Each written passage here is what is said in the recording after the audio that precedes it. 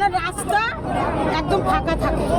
জাতীয় সড়ক মানেই তো এখানে আর ওই চায়ের দোকানগুলো সব যেন তোলা হয়। মানে জাতীয় সড়ক মানেই তো একটা জোরে গাড়ি যাবে, এটাই স্বাভাবিক। হ্যাঁ, তো সেখানে কি দ্বারা এখানে জ্যামটা তৈরি হয় কি কারণে? কি কারণে? চায়ের দোকানের কারণে। প্রশাসনকে বুড়ো আঙুল দেখিয়ে 12 নম্বর জাতীয় সড়কের উপরেই টোটো স্ট্যান্ড দোকানের সামনে 4 চাকা ভারী যানবাহন আর তাতেই যানজট, পথ দুর্ঘটনার ফলে মৃত্যু হয় মাঝে মধ্যেই, আর তাতেও পুলিশ প্রশাসনের কোনো বিধিনিষেধ নেই। এই অভিযোগ নিয়ে আজ নদিয়ার শান্তিপুর 12 নম্বর জাতীয় সড়ক বিএড কলেজের সম্মুখে অবরোধ করেন এলাকাবাসীরা। তাদের দাবি, অবিলম্বে পুলিশ প্রশাসন কঠোর হাতে দমন করুক এই যান নিয়ন্ত্রণ এবং বেআইনি পার্কিং।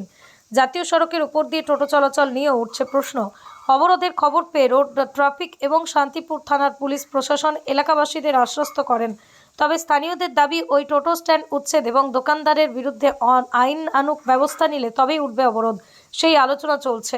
তো সেখানে কি অন্যান্য বড় গাড়ি দাঁড়ায়? অন্যান্য সব বড় গাড়ি দাঁড়ায়। আর এই যে টোটোর যে স্ট্যান্ড, হ্যাঁ, জাতীয় সড়কের উপর টোটো স্ট্যান্ড ওটা তোলা চাই।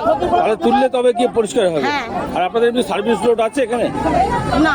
হাঁটার যে রাস্তা আলাদা হবে সেটা না। নেই, সেটারও দাবি করছেন? হ্যাঁ। আজকের যে যিনি অ্যাক্সিডেন্ট হয়েছে তার এখন পরিস্থিতি কেমন জানেন? ভালো নেই।